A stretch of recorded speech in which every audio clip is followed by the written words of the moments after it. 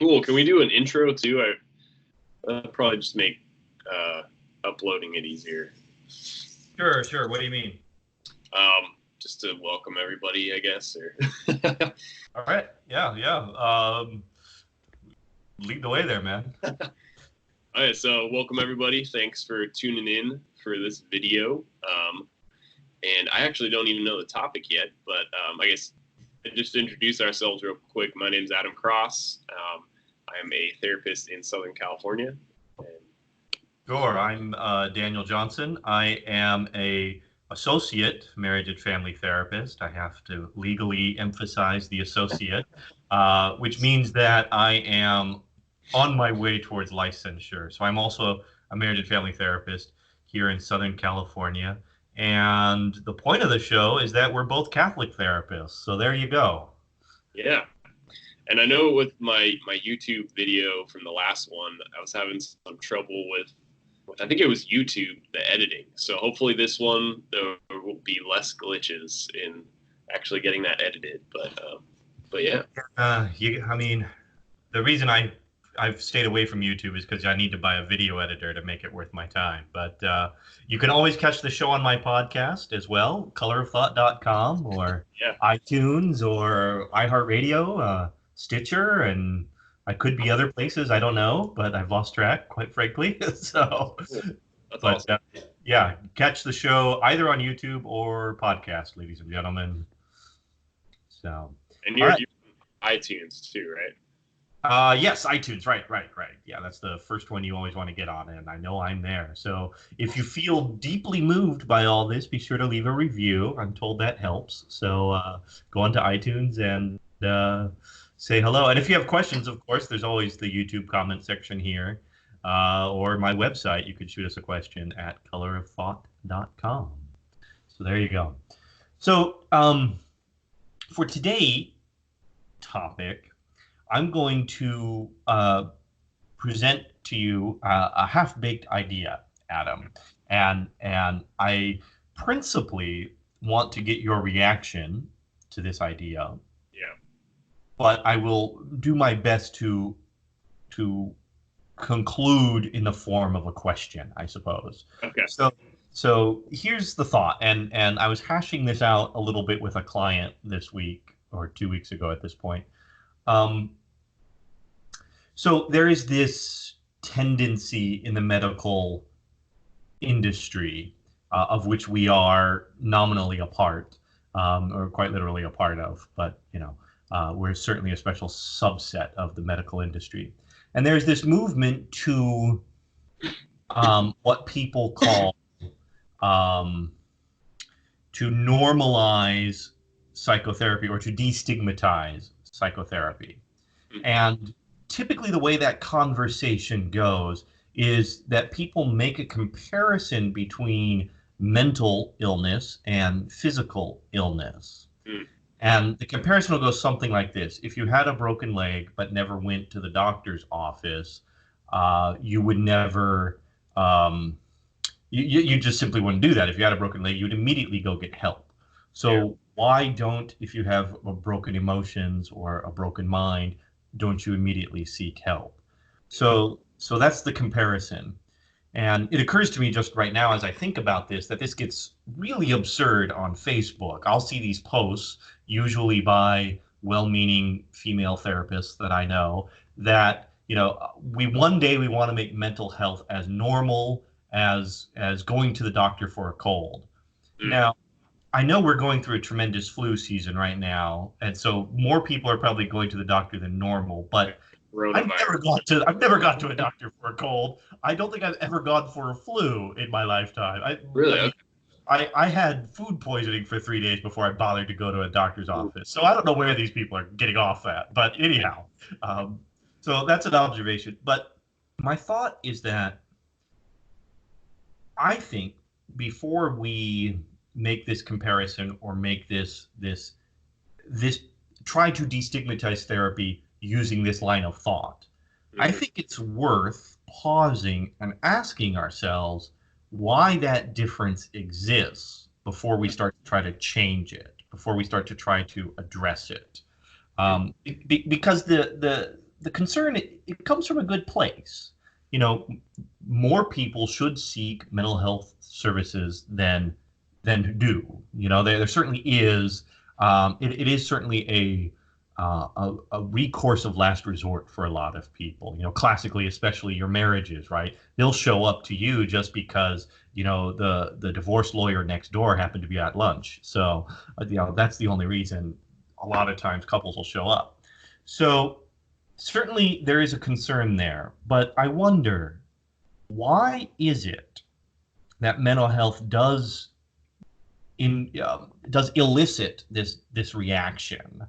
Um, and so maybe I'll leave it at that because I have some thoughts as to why there's a difference. But let's maybe start there. Yeah. Why do you think mental health gets a different kind of reaction than physical health? Okay. That's a good question. I think part of it is, I don't know. I think part of it's probably that it's not as tangible, right? That it's harder to define. And someone could be experiencing anxiety for maybe their whole life and never really be able to properly name it and recognize it. I mean, hopefully that's not the case, but there are situations where people are like just generally more anxious than others, and they aren't really aware of it until something happens, and then they causes them to reflect and like, oh well, maybe I do have anxiety, different things like that. So sometimes people don't really know how to name what they're experiencing or recognize what's going on. That could also be like a cultural thing as well. But sometimes just simply putting names to things can help. And on the same level, I'm not a huge fan of diagnoses as a therapist. I typically don't even give my clients a clear diagnosis unless they're like really wanting to know what's going on. But sometimes that can help to say, well, you're kind of hitting these main like characteristics of someone who's generally anxious or generally depressed or things like that. So yeah, maybe there's just kind of a distance from the language, or the definitions, or you can't really, look at a broken arm or look at it the same as a broken arm and say, oh yeah, this needs fixing, right? Because we can't really get in other people's heads and know how things can be different. I don't know. That's that's my media. Yeah. So as a first answer to the question, definitely is often the case that people will have a more or less diagnosable condition for so long that it's hard for them to even see that it's an issue. Yeah.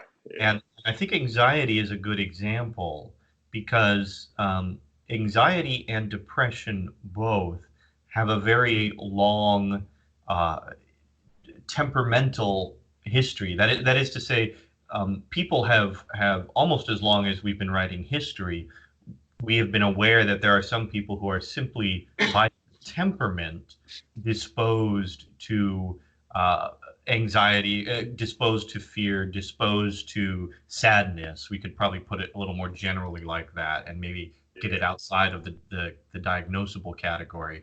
But certainly there's a temperamental disposition which people might not perceive as something worthy of mental of treatment. That is to say, of specific treatment. The way a broken arm is clearly in need of fixing. And it's interesting. So I guess the analogy would be something like someone who was born crippled, who by their temperament, using that word very analogously at this point, but kind of their whole life, that's probably a better way to look at it, has this this disability or this deformity, which requires treatment or requires that the person with that disability should address their life or go about their life differently. So too, somebody with a kind of temperamental disposition to depression or anxiety, they may not be aware that this is something which can be which can benefit from particular strategies or particular interventions or particular behavioral modifications or things like that. Simple things like diet come to mind, especially in the case of, of both anxiety and depression, benefit from that one simple behavioral change often to address one's diet affects your temperamental disposition. So that seems like a good observation for sure. And then your very first observation was good. The fact that because it's immaterial, it's not the defect is not so obvious at first. And I think this is true for anybody with any mental illness or any diagnosis, is that they take a long time before they come into therapy. Yeah. And it's hard to, I think a lot of people might think like, oh, I'm sure other people are experiencing this, right? Until it gets to a point where it's unbearable and it still, moves them to do something. And then at that point, it's like, oh, maybe other people are are experiencing this as well, or But the other two things that come to mind as we're talking about this is reasons why people don't come in right away. Is probably that, number one, in some way they've been taught that this stuff isn't important to look at or consider, or even deeper, that they're not important enough to look at or consider. And that might sound kind of harsh, but I have a lot of clients who just, they have learned one way or another growing up that their thoughts and feelings aren't really valuable in some way, or just there was never any space made for them, or there was never any permission for that to happen. So they have kind of implicitly learned, like, well, we don't really look at this stuff about me. So for them to take an action to talk to someone about how they're thinking and feeling is pretty foreign to them. And then there's another one, and I just blanked on it. Well, no, that's a good observation. There is certainly a cultural reaction to emotions and thought, which isn't usually present for physical true disabilities. Yeah. And it's an interesting thing, because this is where I got into it's too strong, but where I took the thought when I was talking to my client.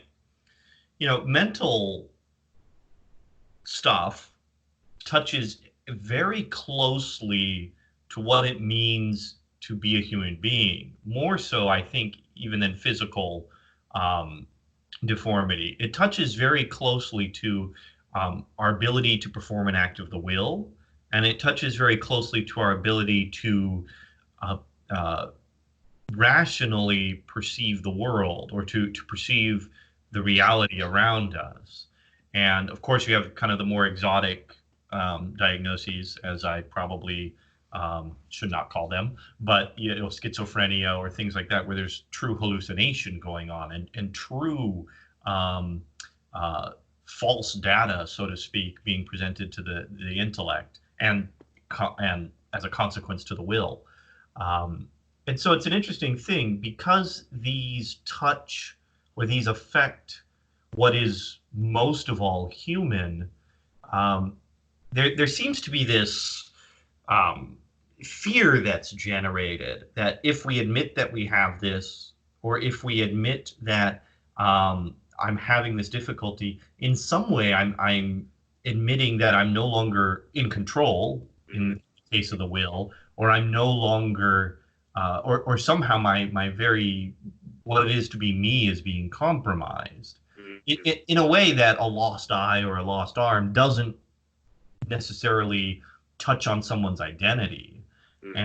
And so I wonder if part of the cultural reaction is this acknowledgement that this is way more serious, actually, than physical deformation or physical illness. This touches much more closely to what it is to be human. And I wonder if there isn't a kind of elevation of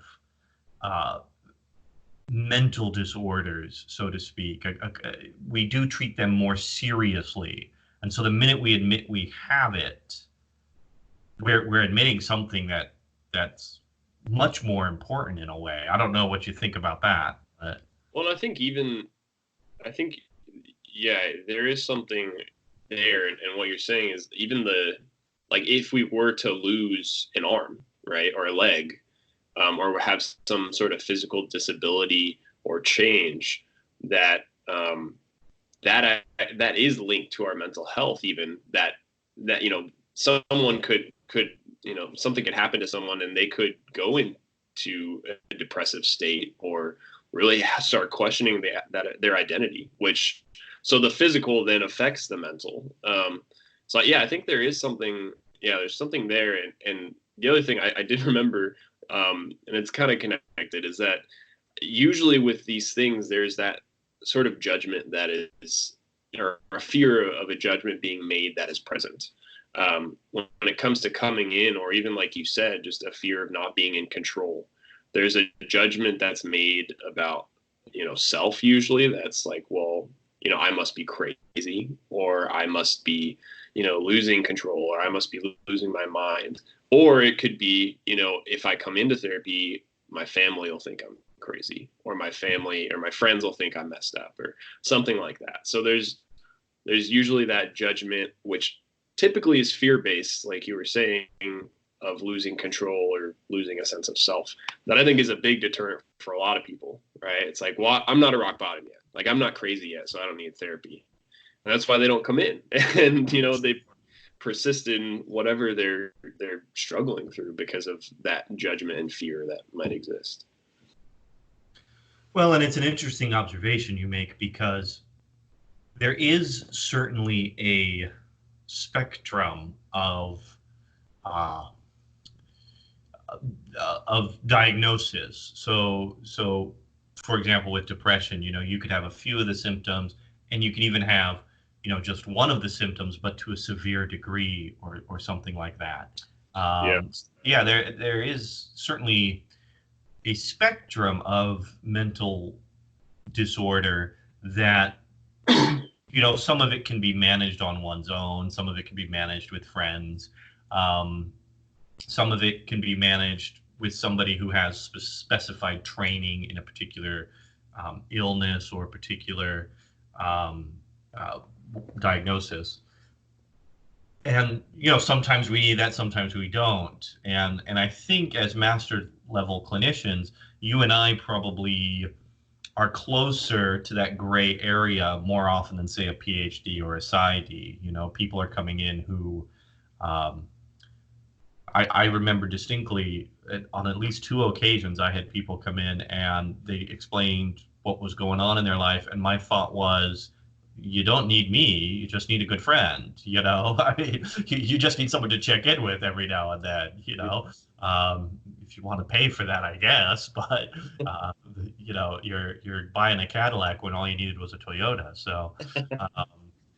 So anyhow, no, it's an interesting observation. So I guess, having in a rough way begun to look at why this difference exists, because I think it's worth affirming that, there's a reason we react the way we react to things. And I wonder now, should we as clinicians or as a society, should we go about the project of destigmatizing therapy? Should we be doing that by making comparisons to physical disorders, which I don't think are fully illustrative of what mental health is all about? Mm-hmm. Or is there a better? Should we even be engaged in that project at all? And if we should, what? There must be a better way to do it, I think. Yeah. No, I agree. And that's an interesting question. I haven't thought too much about it before, but I think it's, to have a Catholic answer, it's probably both and. It's yes to destigmatize it and re-emphasize the purpose of therapy. Is what I would say, because, yeah, it would be really good if people were comfortable to come into therapy when they needed it. But like you said, the the goal of therapy really is that our clients know themselves, they know what's going on in their lives, and they have the tools to really handle and process what comes up. So at some points, I'd say a good therapist would hope that their clients don't come back because they're well equipped and they have a plan and they know themselves well enough where they can make healthy choices. So, to destigmatize it, open that door, yes. But as a frequent check-in, maybe. But I guess to have it an ongoing thing forever, I don't know. I don't know. That would probably be very specific to the person and what they're going through. At least that, in my opinion. Yeah, and of course, the nature of this kind of conversation is that we're speaking in very general terms. Yeah. But it is a worthy. I'm glad you bring up the observation that there should be that threshold or that resistance of the very first appointment. Mm-hmm. That probably needs to be decreased or lessened so that people are willing to walk in the door.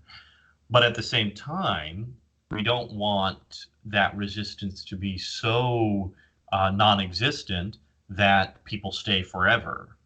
Yeah. So we do want some notion of you're here to not be here. Yeah. That's often actually one of my first questions in the intake is what has to happen in your life so you don't have to see me again. So I think that usually is a pretty good start therapy, I think. So yeah, that's an interesting balance that has to be struck because it certainly is the case that some people will come in too easily and stay too long. Yeah. So I wonder, and so about kind of the general project of decreasing the stigma, and I think this is actually really important that two men are talking about this because if there was anything that was true in the APA guidelines for men and boys, it was that we don't come to therapy. We are very resistant to therapy. Yeah. And maybe we should apply the same logic to that question and first ask why. But that being said, at least that much of the document was true. So I wonder, how do we talk about how do we begin to explain therapy to people such that they're willing to walk in the door at all? Yeah. And that being said, most of my clients are men, which is ironic. Sure. But yeah, that's a good question. And you know, I usually frame therapy with my clients in the first consultation that it is a place to build a relationship with yourself, and that really looks like understanding why we're doing what we're doing, right? Having a little bit of that sense of control and just knowing, okay, I deal with my anxiety in this way, or I deal with these negative thoughts in that way. Just that basic understanding, and that therapy is a place to unpack what's going on and to see what's underneath the surface, look through it, make sense of what, of why we're doing what we're doing and why we're choosing what we're choosing and things like that. And then from that, making healthier choices, and hopefully holier choices in that process. And, I think I could credit a lot of that to our supervisor, Esther Poole, who that's really her philosophy. And I really have seen that it goes beyond kind of a behavioral change to that deeper personal change. And I think really reflects our faith as well, is that the more we look at ourselves and look at what's going on with us, the more we kind of see God's plan for us, and the more we see God working, and just even God himself, at the risk of sounding egotistical, but we see, that we are made in the image and likeness of God, and that, our thoughts and feelings have value, and that there is a lot of important things to consider in our own interior life. No, you're absolutely right.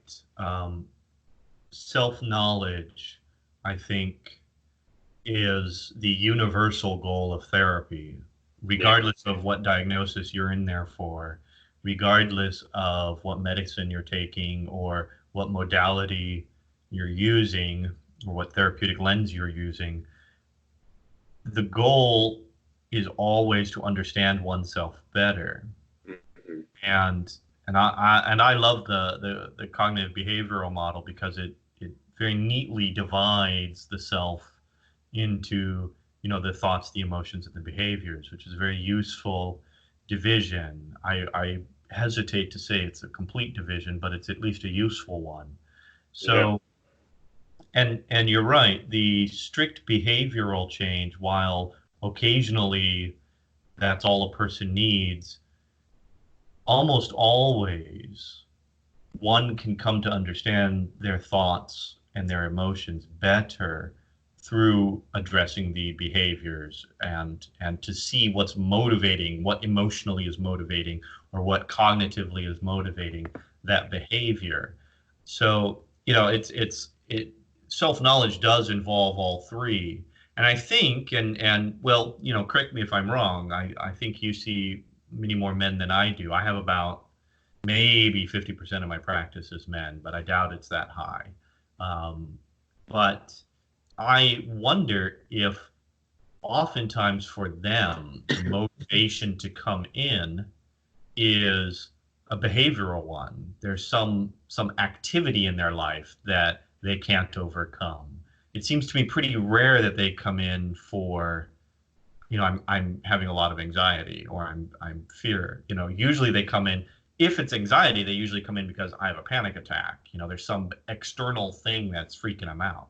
Yeah. So, so True. No, that's very true. And I say that, because I like CBT a lot as well. And I think it does lead to those deeper, core beliefs about ourselves that really reflect what that relationship looks like and how we treat ourselves and, that lens of really which we're living out of and making decisions. But yeah, I think the behavioral piece can be the start for the majority of clients, right? It's, well, I'm having trouble making friends because I'm so anxious, or even a couple. It's like, well, we're just fighting constantly, and I'm just tired of it. So that's why we're here, right?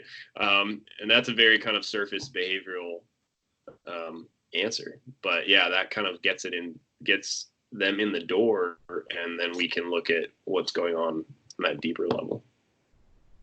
well, and then you bring up the consequence of that. By knowing ourselves better, we not only are able to achieve a behavioral change, but we're able to achieve a kind of mastery of our thoughts and our emotions that we didn't previously have, which is that's the kind of work I really love with clients, is really taking a look at what thoughts and what emotions and how they're moving us. Yeah. And that's, a huge chunk of obsessive compulsive, a huge chunk of the obsessive compulsive work is what are the thoughts I'm having and um, how do I react to those thoughts? So, but it's interesting that in the tradition of the church and her spirituality, so especially I think the spirituality of the Desert Fathers, there is a tremendous foundation for the spiritual life, which is self knowledge. In order to know what sins you're tempted to, you have to know your thoughts, and you have to, and that's part of the power of in the monastic tradition. That's the power of being in your cell. By being in your room all alone, which I guess now that I think of it, that's precisely what our Lord advises us to do in order to pray. Go to your room in secret, right?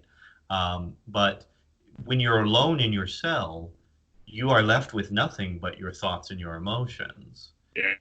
You have no other distractions. So hopefully, everyone who's watching this during this glorious season of Lent have quieted their lives a little bit, and are now experiencing that. So all of a sudden, I have to notice the fact that my imagination tends in this direction, or my memory or my emotions tend in this direction when I don't distract them. So Yeah. that self-knowledge is the beginning of an absolute essential element of spiritual life, Yeah. to knowing God. Yeah. And that's so critical. And I've been very, very slowly reading through Cardinal Sarah's Silence, right? I think it's called The Power of Silence and the Dictatorship of Noise.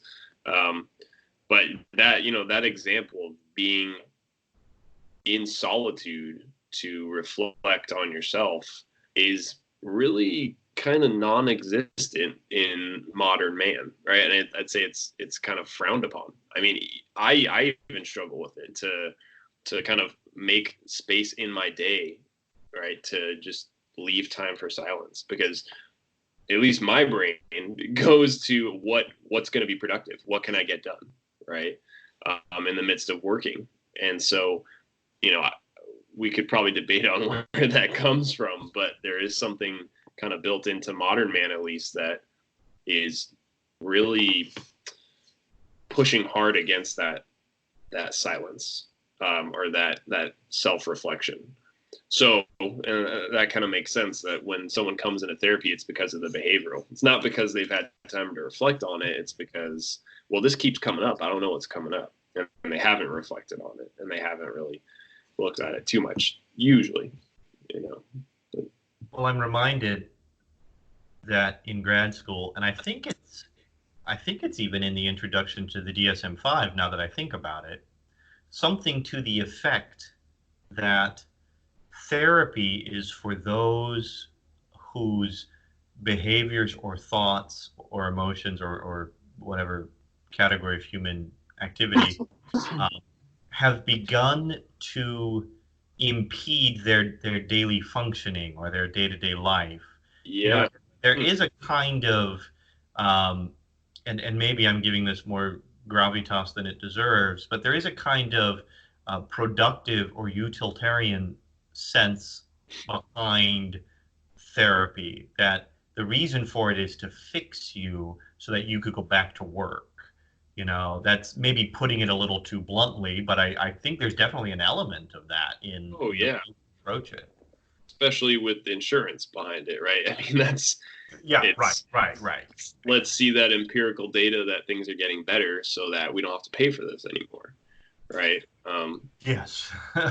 Well, and maybe part of that, or maybe that analogy in the beginning of comparing therapy to physical injury, um, speaks to that, or reinforces that rather as well. This idea that we're here to patch you up so you could go back to your function. Yeah. It's and it sounds like you and I are at least acknowledging that another element, if not a more important element of therapy, is this growth in self-knowledge, Hmm. this coming to know oneself. Yeah. Yeah. And that might be a very specific Catholic lens to it in comparison to other lenses, I guess, of therapy, because there's also the notion that therapy is counseling, right? Or that we would just sit and listen or give advice, but to point our clients back to themselves and to explore meaning and value and purpose and God and what is true and what they are called to, um, is way different than just advice giving, which a lot of people might think therapy is, right? I'm here to get advice to fix this, to get out. And it's like, that's not what we're looking to do. Right. No, I mean, like I say, you could call into a talk show and get that. Yeah. And I think, what is it? The average length of sessions for clients is like 2 to 3 sessions. Um, Wow. I heard that in grad school. They said, yeah, the average person will come in and see you 2 to 3 times, and that's it. And I think, maybe that's the insurance, maybe that's the the more public health situations, but there is a level of, therapy versus counseling and or other types of therapy. I think requires a radical honesty with self and an accountability that sometimes in therapy you're talking with somebody and then you hit that wall and they're like, oh, I have to do this. Oh, I have to change this. And then sometimes you see them walk away, or they're not interested anymore. Sure, and that's all fine and good so long as they're aware of the choice they're making. That's something I insist on with clients. You to borrow Jordan Peterson's language, you don't have to go slay the dragon, but I want you to know there's one there. Yeah. It's good to be aware that at least there's a dragon in the house. Yeah. So it's interesting though that perhaps it is a Catholic lens to psychotherapy, that maybe the primary goal of therapy or an essential element of therapy is self-knowledge, and that by coming to self-knowledge we then come to the ability to solve all manner of things. So drawing this back to destigmatizing therapy and and men in particular, for whom I think the destigmatization of therapy needs to take place more intensely, perhaps. I wonder if casting therapy more in the mold of something more akin to spiritual direction than something like life advice. Yeah. Because there's that ever-present stereotype, that Tim Allen likes to play on, that men don't take directions. We're going to drive until we're lost, and I'm going to keep myself unlost. Yeah. And so, and there's a wild element of truth to that, I think. So I wonder if part of, or looking at therapy more as a means to, well, I don't even know fully how to do that. So, but it occurs to me that maybe casting spiritual or casting therapy more in the mold of spiritual direction as a product for people, as a service for people, would be the right way to begin to destigmatize therapy, rather than pointing out that you're sick and you need help. So I don't know. No, true. Yeah, because I think spiritual direction, I know you have a podcast on it that people could check out. I think it has more of a element of walking with somebody, or at least the assumption is, they're going to walk with me, my spiritual life, which is comforting and is helpful. Whereas as therapy, I think the assumption is different. There's a lot of things that go on in people's mind, and it might be scary. It might be weird, right? The initial thing is like, what? But this idea of, walking in the faith, growing in the faith is like, well, that might be helpful. So yeah, I don't know how we would change that perception. I don't know if you have any ideas on that, but I do like that. At least well, yeah, it's definitely, that notion of walking with summons to mind C.S. Lewis's image for friendship, two people shoulder to shoulder advancing towards a common goal. Yeah. That friendship is an essential part. Well, I think for a lot of men, having a friend that they can confide in and work stuff through with is of more value than going to someone for direction or advice or instruction. But you also, it's interesting, you speak to that element also, that therapy does tend to be a place where people, or strives to be a place where people feel safe enough to bring up the absurd, the bizarre, the weird, the unmentionable, in a context with a friend. And so that's why therapy is governed, I think, by certain pretty strict rules of confidentiality, of dual relationships, where we govern how we interact with these people. Nevertheless, I think for the therapist and for the client, there does have to be some elements of friendship there. If your project is going to be self-knowledge, I, the therapist, have to kind of like the person who's getting to know himself. I have to kind of want what's good for that guy in front of me. if I'm going to help him know himself, if I'm going to help him conquer a problem, I have to at least have some affinity for him, some preference for his good over Yeah, my own. absolutely. And that's where, Carl Rogers and that unconditional positive regard probably has a good role in it, that it's reminding the therapist of the humanity of the person.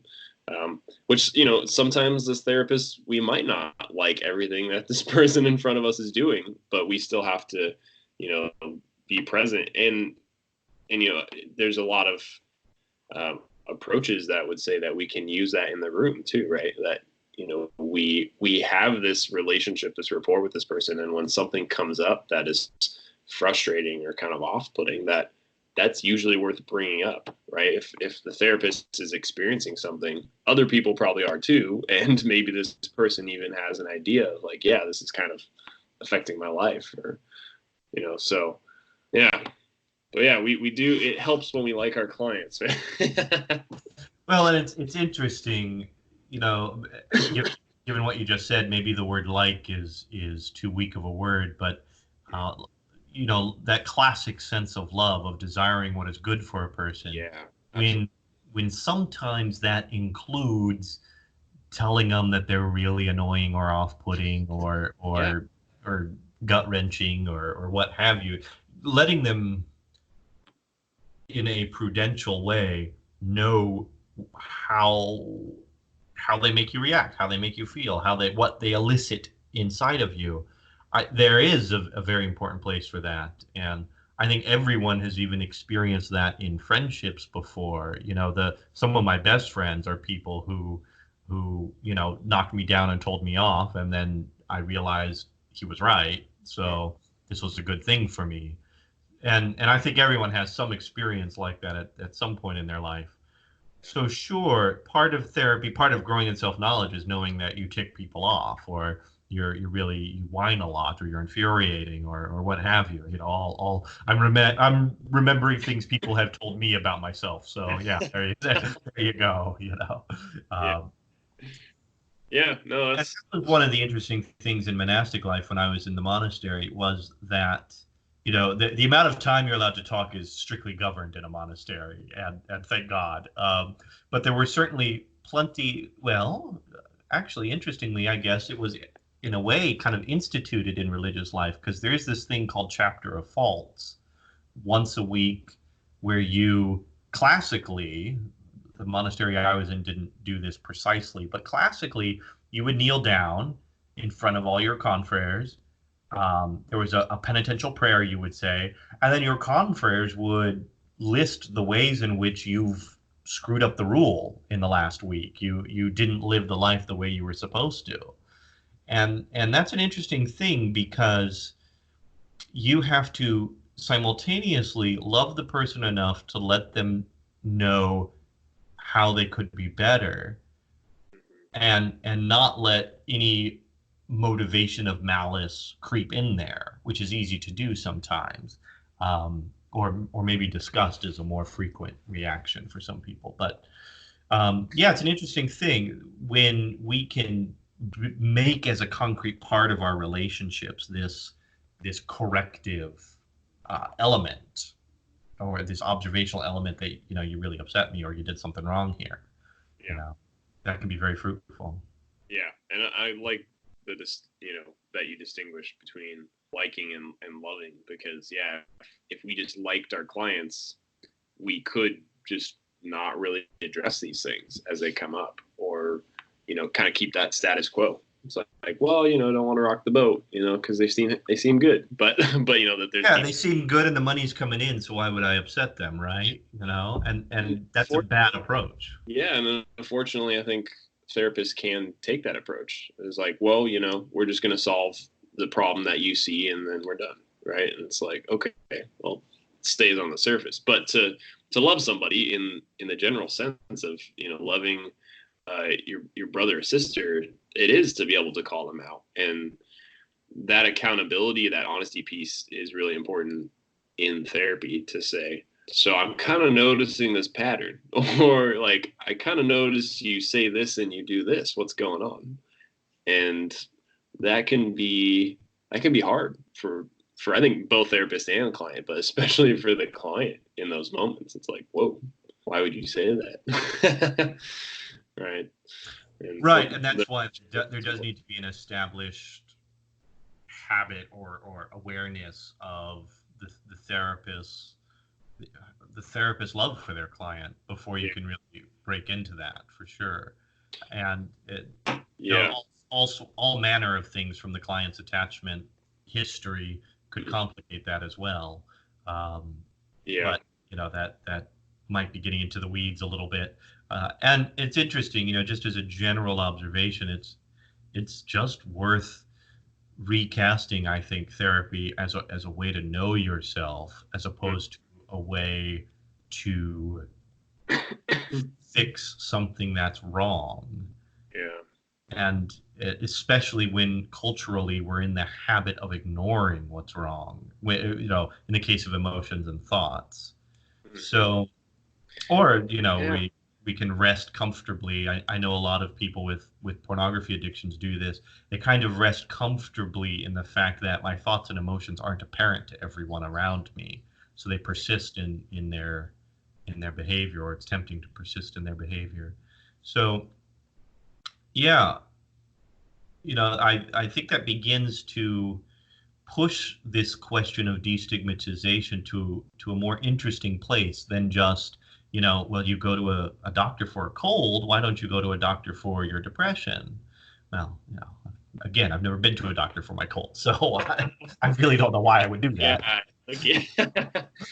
No, and I think there's also part of that might be acknowledging that it is a process and that it's not an instant fix. And I would say even with our physical, tangible, ailments, it's usually not an instant fix, right? I mean, you don't instantly get over a cold when you go to a doctor, right? You take medication, you rest, you do things necessary to feel better. Or broken bone. They don't just zap you and your bone is perfectly fine. Your arm's totally good. You have to let it heal. Maybe you have to do surgery, and you have to actually like retrain those muscles. So I don't know. I think it might even be more along the lines of this quick fix idea of like what's productive and what's and I remind all my clients of that coming in. I say, this isn't a quick fix. This is a relationship, right? It's like if you were to go to coffee with a friend and they were going through a hard time, what would you do, right? You'd listen to them. Maybe you'd ask them questions. Maybe you would give some advice. But how often do we do that with ourselves, right? Because relationships aren't just like, oh, best friends, right? It takes that time. It takes that listening. And it is a giving of yourself. And so to be able to do that for yourself, with yourself, some people just immediately, they write it off. It's like that.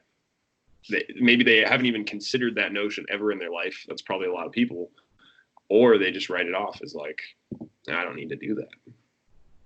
Yeah, I have some kind of baseline level of functioning. And, if what would knowing myself better, what would really accomplish in my life, and it's an interesting thing. It really is the road of the philosopher. First get to know yourself, and then once you've done that, you really do lay the foundation to have a relationship with the divine. I know we're getting close here, but anecdotally, it's always fascinated me that in Augustine's De Trinitate, even on an intellectual level, so not even talking about a relationship with God, just talking about knowing what he is, as though he were a specimen of some kind, just being able to understand this whole Trinity thing, you have to understand the internal senses, the internal powers of man, because that's the analogy. The analogy is God the Father is like the will, God the Son is the intellect or the logos, and the Holy Spirit. Well, I never did finish the book, so I can't recall. I only read the first two chapters, so forgive me. But even on an intellectual level, to know God You first have to know the human being. And I think that translates almost immediately into one's individual spiritual life.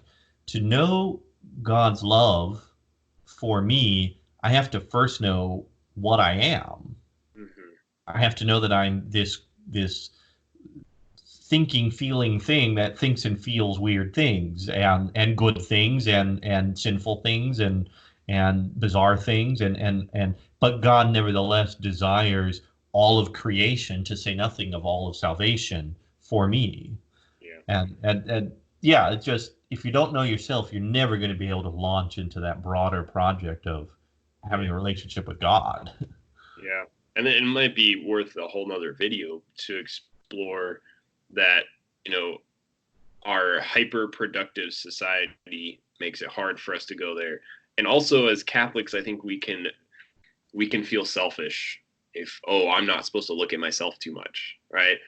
Like Sure. I have to deny myself. It's like, okay, what does that actually mean? Because ignoring how you're thinking and feeling and just acting, not knowing who you are or what you're doing, is not denying yourself, right? It's probably denying other people if you don't take the time to, intentionally act and reflect. But um, yeah, maybe that's a whole nother video. I think that's a Well, why yeah, why don't definitely the why, productive meditation is because I was actually thinking about this yesterday in the context of Ash Wednesday. I know this video will go out a little later, but um, it's interesting that,